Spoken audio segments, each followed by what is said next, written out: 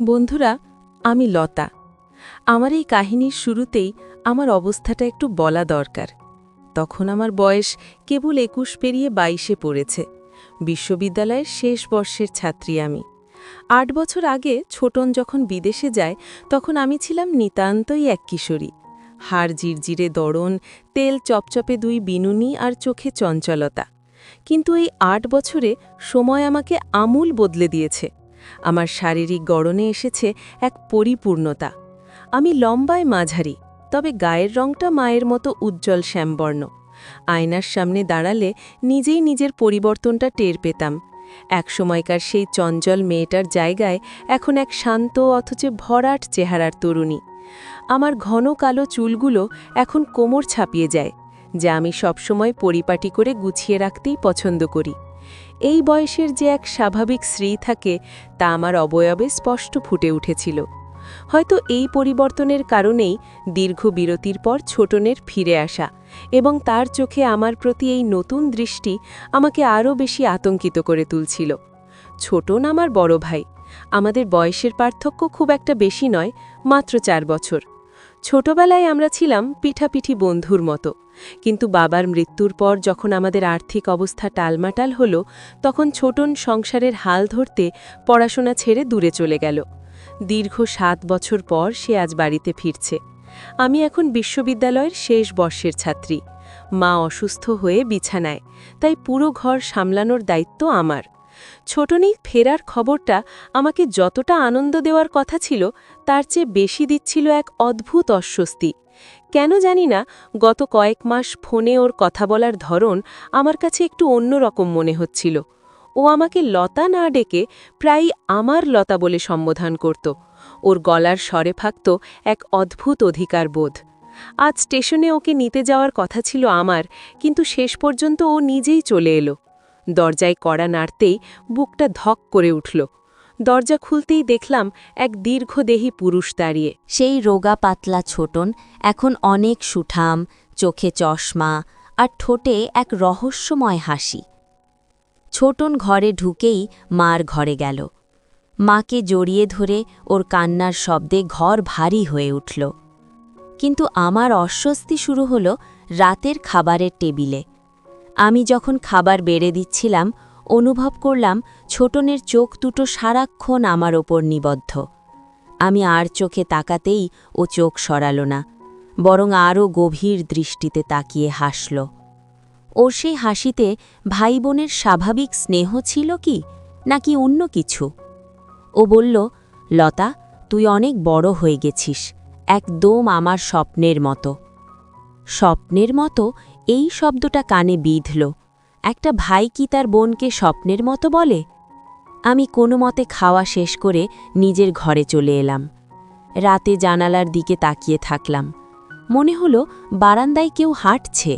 একটু উকি দিতেই দেখলাম ছোটন অন্ধকার বারান্দায় দাঁড়িয়ে আমার ঘরের জানালার দিকেই তাকিয়ে আছে। ও কি আমাকে পাহারা দিচ্ছে, নাকি নজরদারি করছে? পরদিন সকালে ছোটন বাজারে গেল। আমি ওর ঘর পরিষ্কার করতে গিয়ে ওর একটা ডায়েরি খুঁজে পেলাম। আমি জানি অন্য কারো ডায়েরি পড়া অপরাধ, কিন্তু কৌতূহল আর ক্রমবর্ধমান ভয় আমাকে তাড়িয়ে ফিরছিল। ডায়েরির পাতায় পাতায় আমার নাম। কিছু কিছু জায়গায় ও লিখেছে, লতা ছাড়া আমার আর কেউ নেই, লতাই আমার পৃথিবী, ওকে আমি কাউকে নিতে দেব না। ডায়েরির শেষ পাতায় একটা স্কেচ আঁকা, যেটা দেখতে অনেকটা আমার মতো, কিন্তু সেখানে কোনো মুখ নেই। ডায়েরিটা বন্ধ করে যখন ফিরছি, দেখি ছোটন দরজায় দাঁড়িয়ে। ও শান্ত স্বরে বলল, আমার জিনিসপত্র নাড়াচাড়া করা কি তোর অভ্যাস, লতা? ওর কণ্ঠস্বর এত শীতল ছিল যে আমার শিরদাঁড়া দিয়ে একটা হিমস্রোত বয়ে গেল। আমি আমতা আমতা করে বেরিয়ে এলাম। ছোটন কি আমাকে সাধারণ বোন হিসেবে দেখছে না? ওর কথা আর আচরণের এই অতি মমতা কি আসলে কোনো বিকৃত মানসিকতার বহিঃপ্রকাশ? বিকেলে ছোটন আমার জন্য একটা প্যাকেট নিয়ে এলো। আমি খুলে দেখলাম একটা টকটকে লাল শাড়ি। আমি সাধারণত সালোয়ার কামিজ পরি, শাড়ি খুব একটা পরা হয় না। ছোটন বলল, আজ রাতে এটা পরবি লতা, তোকে লাল রঙে খুব সুন্দর লাগে। আমি বললাম, ভাইয়া, লাল রং তো কনেরা পরে, আমি নীল পরব। ছোটন গম্ভীর হয়ে গেল। ওর চোয়াল শক্ত হয়ে উঠল। ও ধীর পায়ে আমার দিকে এগিয়ে এলো। কোনো শারীরিক স্পর্শ ছাড়াই ও এত কাছে দাঁড়ালো যে আমি ওর নিঃশ্বাসের শব্দ শুনতে পাচ্ছিলাম। ও নিচু স্বরে বলল, আমি যেটা চেয়েছি সেটাই হবে। আমার পছন্দের ওপর কথা বলা তোর সাজে না। আমি ভয়ে পাথর হয়ে গেলাম। ওর এই অস্বাভাবিক জেদ আর চোখের তীব্রতা আমাকে ভেতরে ভেতরে ভেঙে দিচ্ছিল। ও কি সত্যি আমাকে ভাই হিসেবে দেখছে, নাকি কোনো কামনার বস্তু হিসেবে? পরের কয়েকদিন আমার জীবন নরক হয়ে উঠল। আমি যখন কলেজে যাই, ছোটন গেট পর্যন্ত এগিয়ে দেয়। ফেরার সময় ও ঠিক দাগিয়ে থাকে মোড়ে। বন্ধুদের সাথে কথা বললে ও দূর থেকে তীক্ষ্ণ দৃষ্টিতে তাকিয়ে থাকে। একদিন আমার এক সহপাঠী আকাশ আমাকে নোট দিতে এসেছিল। ছোটন তাকে এমনভাবে ধমক দিয়ে তাড়িয়ে দিল যে আকাশ আর কখনো আসার সাহস পাবে না। ঘরে ফিরে ছোটন আমাকে বলল, বাইরের ছেলেদের সাথে তোর মেলামেশা আমি পছন্দ করি না, তোর জন্য আমিই যথেষ্ট। এই যথেষ্ট শব্দটি আমার কানে তপ্ত সীসার মতো লাগল। ও আমাকে সমাজ থেকে বিচ্ছিন্ন করে দিতে চাচ্ছে।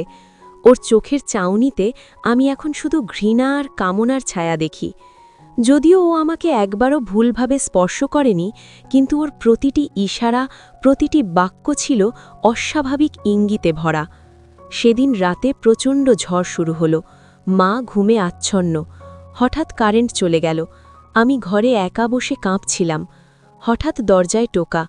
ছোটন এলো, হাতে একটা মোমবাতি। ও আমার বিছানার পাশে মেঝেতে গিয়ে বসল। মোমের আলোয় ওর চেহারাটা ভৌতিক লাগছিল।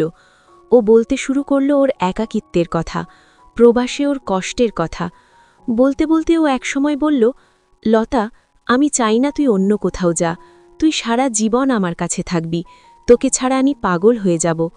আমি বললাম, ভাইয়া, তুমি কি সুস্থ আছো? আমি তো তোমার বোন। ছোটন অট্টহাসি দিয়ে উঠল। ও বলল, বোন? সম্পর্কের নাম দিয়ে কি ভালোবাসা আটকানো যায়? আমার কানে তখন আর কিছু ঢুকছিল না। আমি নিশ্চিত হলাম আমার ভাই এখন এক বিকৃত মনস্ক মানুষ। আমি ভাবলাম, আজ রাতেই কি ও তার সীমা লঙ্ঘন করবে? পরদিন আমি সিদ্ধান্ত নিলাম আমি আর এ বাড়িতে থাকব না। আমি খালাতো ভাইয়ের বাড়িতে চলে যাব। ব্যাগ গোছাতে শুরু করতেই ছোটন ঘরে ঢুকল। ও আমার হাতে ব্যাগ দেখে হিচকা টানে সেটা কেড়ে নিল। ও গর্জে উঠে বলল, কোথায় যাওয়ার চেষ্টা করছিস? আমাকে ছেড়ে যাবি? ওর গলার রগগুলো ফুলে উঠেছিল। আমি চিৎকার করে বললাম, হ্যাঁ যাব, কারণ তোমার চাউনি আর আচরণে আমি ভয় পাই। তুমি কোনো ভাই নাও, তুমি একজন বিকৃত মানুষ। ছোটন এক মুহূর্ত স্তব্ধ হয়ে দাঁড়িয়ে রইল। ওর চোখে এক অদ্ভুত শূন্যতা ফুটে উঠল। ও কোনো কথা না বলে ঘর থেকে বেরিয়ে গেল এবং বাইরে থেকে আমার ঘরের দরজা আটকে দিল। আমি চিৎকার করে কাঁদলাম, কিন্তু কেউ এলো না। আমি ভাবলাম, এটাই হয়তো শেষ। ছোটন হয়তো এখন কোনো চরম পরিকল্পনা করছে। কয়েক ঘন্টা পর দরজা খুলল, কিন্তু ছোটন নয়, মা এলেন। মায়ের শরীর বেশ দুর্বল, তবুও তিনি হেলে দুলে আমার ঘরে ঢুকলেন। মা আমার মাথায় হাত দিয়ে বললেন, লতা, ছোটনকে তুই ভুল বুঝেছিস মা। আমি রাগে ফেটে পড়ে বললাম, মা, তুমি জানো না ও আমার সাথে কেমন ব্যবহার করে? ও আমাকে অস্বাভাবিক ইঙ্গিত দেয়। মা দীর্ঘশ্বাস ফেলে আমার হাতে একটা রিপোর্ট দিলেন। ওটা একটা মেডিকেল রিপোর্ট। ছোটনের ব্রেন টিউমার হয়েছে। ডাক্তাররা বলেছেন ওর হাতে আর বড়জোর 6 মাস সময় আছে। ছোটন জানে ও মরে যাবে, আর ওর অবর্তমানে এই নিষ্ঠুর পৃথিবীতে আমার আর কোনো আশ্রয় নেই। ও চেয়েছিল আমাকে এমন এক কঠোর অনুশাসনে বড় করতে, যাতে ওর চলে যাওয়ার পর আমি একা লড়াই করতে পারি। ওর সেই অধিকারবোধ আসলে কোনো বিকৃত ইচ্ছে ছিল না, ছিল এক মুমূর্ষ ভাইয়ের তার বোনকে আগলে রাখার চরম আকুতি। রিপোর্টটা পড়ে আমার পায়ের তলা থেকে মাটি সরে গেল। আমি পাগলের মতো ছোটনের ঘরের দিকে দৌড়ালাম। দেখলাম ও বারান্দায় একা দাঁড়িয়ে আকাশের দিকে তাকিয়ে আছে। ওর শরীরটা আজ অনেক বেশি ভেঙে পড়েছে মনে হলো। আমি ওর পেছনে গিয়ে দাঁড়ালাম। আমি যে ওকে কত ঘৃণা করেছি, কত কটু কথা বলেছি, সব মনে পড়ে আমার দম বন্ধ হয়ে আসছিল। আমি ওর কাছে গিয়ে কান্না ভেজা গলায় বললাম, ভাইয়া, আমাকে মাফ করে দাও। ছোটন মুখ ফেরালো। ওর চোখে কোনো রাগ ছিল না, ছিল শুধু অগাধ মায়া। ও বলল, লতা, আমি জানতাম তুই ভুল বুঝবি। আসলে আমি খুব দ্রুত তোকে মানুষ করতে চেয়েছিলাম। আমি না থাকলে তোকে অনেক কঠিন পরিস্থিতির সম্মুখীন হতে হবে। আমি তোর প্রতি কোনো ইঙ্গিত দিইনি রে, আমি শুধু চেয়েছিলাম তুই আমার ছায়ায় থাক যতক্ষণ আমি আছি। সেই রাতের পর ছোটনের অবস্থা আরও দ্রুত খারাপ হতে লাগল। ও আর বেশি দিন আমাদের মাঝে ছিল না, কিন্তু ওর শেষ কয়েকটা দিন আমি ওকে শ্রেষ্ঠ বোনের মর্যাদা দিয়ে সেবা করেছি। ছোটন আমাকে শিখিয়ে দিয়ে গেছে যে সব ভালোবাসা বা আগলে রাখা কামনার হয় না। কখনো কখনো মানুষের অস্বাভাবিক আচরণের পেছনে লুকিয়ে থাকে এক গভীর অসহায়ত্ব বা হারানোর ভয়। আমরা যখন কাউকে বিচার করি তখন শুধু ওপরের আবরণটা দেখি, ভেতরের ক্ষতটা দেখি না। ছোটন আজ নেই, কিন্তু ওর দেওয়া সেই লাল শাড়িটা আজ আমার কাছে শ্রেষ্ঠ সম্পদ। ওটা পরলে আমি এখনও অনুভব করি আমার ভাই আমাকে তার আড়াল দিয়ে ঢেকে রেখেছে। মানুষের বাহ্যিক আচরণ দেখে সবসময় তার চরিত্র বা উদ্দেশ্য বিচার করা ঠিক নয়।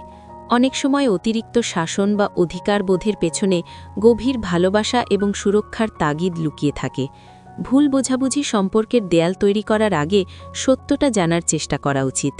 বন্ধুরা, গল্পটি কেমন লেগেছে তা অবশ্যই আমাদের কমেন্ট করে জানাতে ভুলবেন না। গল্পটি ভালো লাগলে ভিডিওটিতে একটা লাইক আর চ্যানেলটি সাবস্ক্রাইব করে আমাদের সাথে থাকার অনুরোধ রইল। দেখা হবে পরবর্তী ভিডিওতে।